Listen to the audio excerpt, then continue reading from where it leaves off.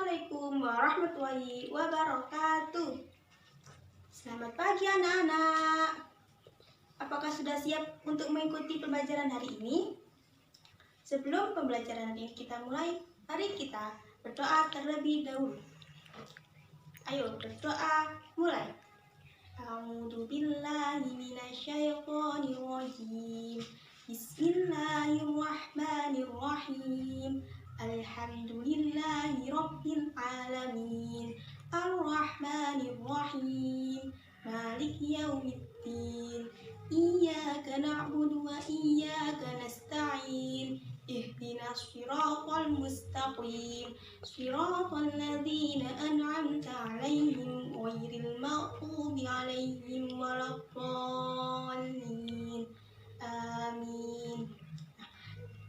Sudah kita berdoa, Ibu cek kehadiran semua ya. Apakah ada yang tidak masuk? Oh, sudah masuk semua ya. Alhamdulillah. Kalau Ibu menanyakan kabar, bagaimana kabarnya anak-anak? Jawabnya begini ya. Alhamdulillah wa syukurillah, Allahu Akbar. Baik, sudah tahu ya? Ayo kita mulai.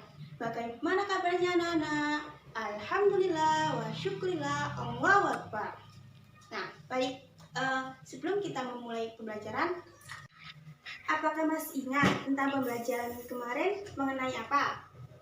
Pembelajaran kemarin membahas tentang siklus air dan bencana kekeringan. Sudah tahu ya? Masih ingat kan?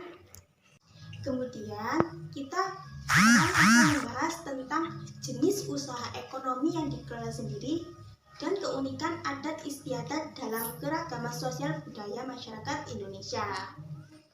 Tujuan pelajarannya yaitu untuk siswa mampu mengamati gambar tentang jenis-jenis usaha yang dikelola sendiri dengan benar. Siswa mampu mengidentifikasi keragaman jenis-jenis usaha di lingkungan sekitarnya dengan benar. Siswa mampu membaca dan berdiskusi dengan mengidentifikasi keunikan adat istiadat dalam keragaman sosial budaya masyarakat Indonesia. Siswa mampu mengidentifikasi peristiwa atau kejadian dalam bacaan. Nah, itu tadi tujuan pembelajaran hari ini. Sekarang Ibu kasih waktu 5 menit untuk membaca bacaan mengenai jenis usaha yang dikelola sendiri. Nah, setelah Ibu kasih waktu 5 menit, sudah selesai semua ya. Kemudian Ibu ada sebuah gambar. Nah, kalian harus mengamatinya, yaitu tentang jenis usaha ekonomi yang dikelola sendiri. Gambar tersebut diamati dan dianalisis secara cermat. Paham ya? Nanti kita diskusikan bersama-sama tentang apa sih hasil usaha, jenis usaha ekonomi yang dikelola sendiri itu. Kemudian Ibu mempunyai video. Nanti Ibu tayangkan, dilihat bersama dan diamati. Tentang apa sih videonya itu, mengenai apa? Nanti kita belajar bareng-bareng ya. Silakan menyimak. Tahukah kamu apa sajakah jenis usaha ekonomi yang dikelola sendiri? Usaha yang dikelola sendiri disebut usaha perorangan. Usaha ekonomi ini memiliki modal terbatas dan biasanya dikelola secara sederhana. Contoh usaha ekonomi perorangan sebagai berikut.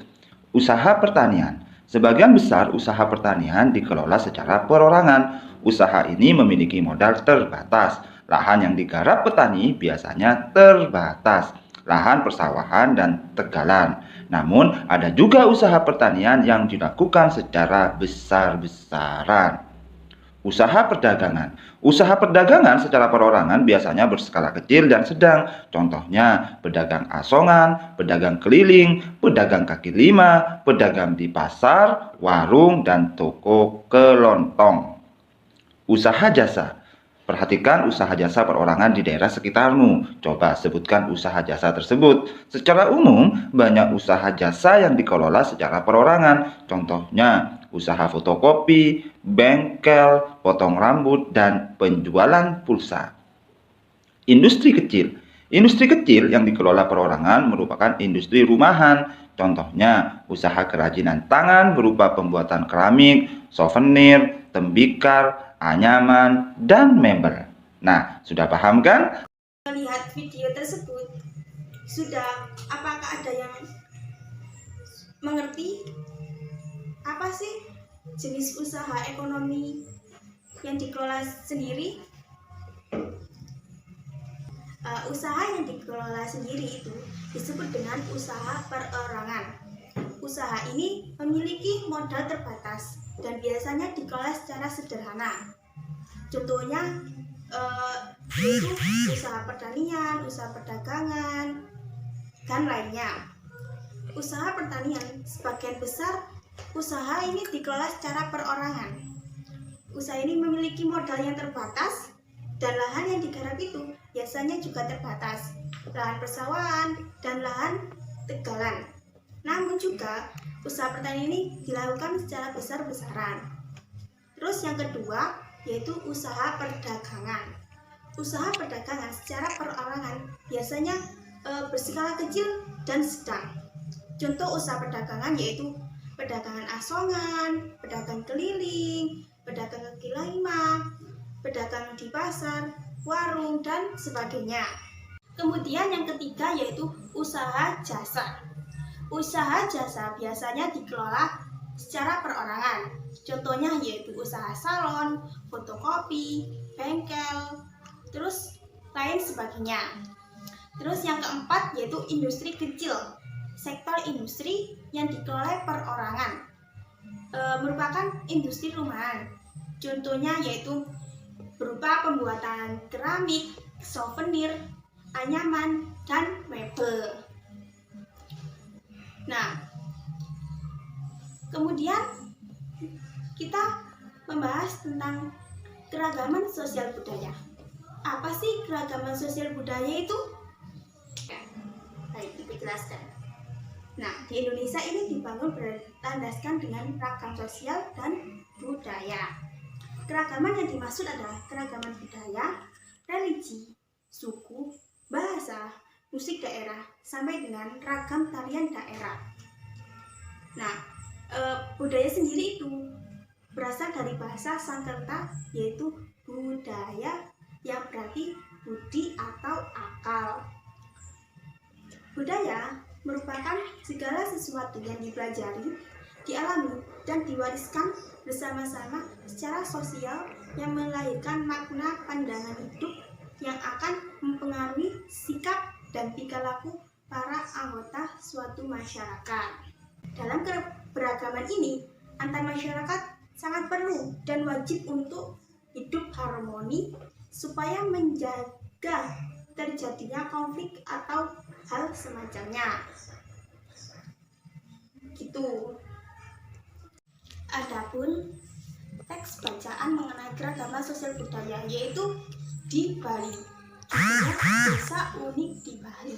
Ada beberapa tempat yang mempunyai tradisi yang sangat unik. Nah, Bali kan merupakan tujuan wisata yang sangat terkenal. Banyak para wisatawan berkunjung di sana. Contohnya juga turis juga sering mengunjungi ke sana karena tradisinya dan keragaman budayanya sangat banyak. Banyak hal yang membuat Bali menarik untuk dikunjungi wisatawan. Salah satunya yaitu daya tarik Bali adalah beberapa desa yang unik, yaitu pertama Desa Tanganan yang terletak di Kecamatan Manggis, Kabupaten Karangasem di sebelah timur Pulau Bali. Desa Tenganan ini merupakan salah satu desa yang tertua di Bali. Masyarakat ini masih menjunjung tinggi nilai adat dan budayanya. Kemudian yaitu desa yang kedua, Desa Tengunyan yang terletak di pinggir Danau Batur, Kabupaten Bangli, Bali Utara.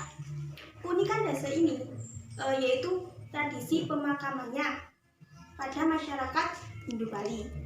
jenazah orang meninggal akan dibakar atau yang disebut dengan prosesi ngabir. Namun di dasar turunyan jenazah orang meninggal hanya diletakkan di atas tanah di dalam gua, bahkan di atas pohon. Dan tradisi ini disebut dengan istilah mepasa. Paham ya semuanya? Nah, yang ketiga yaitu Desa Penglipuran yang terletak di Kabupaten Bangli. Dari desa ini memiliki struktur bangunan yang teratur dan rapi.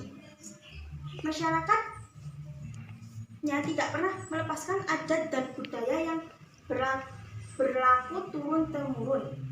Oleh karena itu, masyarakat Desa Penglipuran banyak melakukan acara adat seperti pemasangan dan penurunan odalan, serta perayaan galungan dan hari besar lainnya. Nah, itu tadi adat Bali, adat di desa Bali. Ada banyak adat istiadat yang sangat menarik di sana. Sudah tahu ya tentang desa unik di Bali. Kemudian ibu ada tugas yaitu mengamati bentuk sikap-sikap toleransi atas keragaman budaya di tempat tinggalmu, di lingkungan tempat tinggal ya. Masing-masing anak mencari sikap toleransi dan keragaman budaya yang ada di lingkungan sekitarnya itu apa aja. Nanti ditulis di buku dan dikumpulkan minggu depan.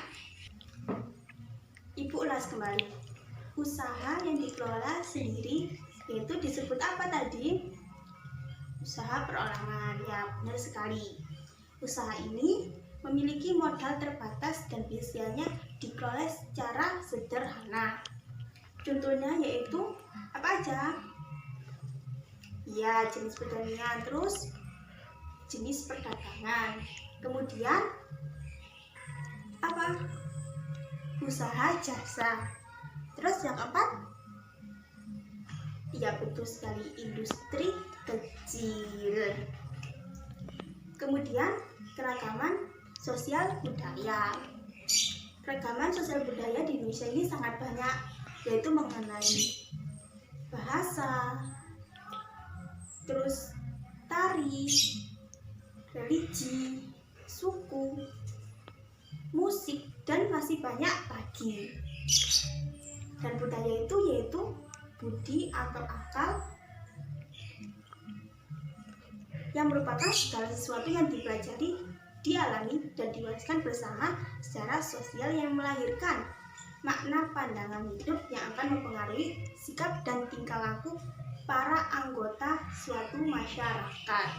Itu ya anak-anak.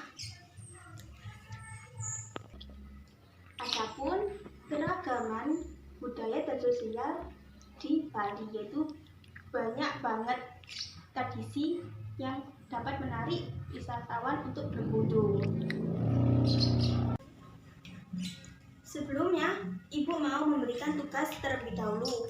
Kerjakan halaman 73 di buku dan dikumpulkan minggu depan. Mari kita berdoa terlebih dahulu sebelum kita pulang. Berdoa mulai. Bismillahirrahmanirrahim. Wal 'ashr innal insana lafi khusr illa alladzina amanu wa 'amilus solihati wa tawassaw bil haqqi wa tawassaw bis sabr. Shadaqallahul 'azim. Jangan lupa di rumah belajar kembali, dibuka bukunya dan dibaca mengenai materi yang kita pelajari hari ini. Semoga ilmu yang kita dapat hari ini bisa bermanfaat. Ibu tutup untuk pembelajaran hari ini. Wassalamualaikum warahmatullahi wabarakatuh.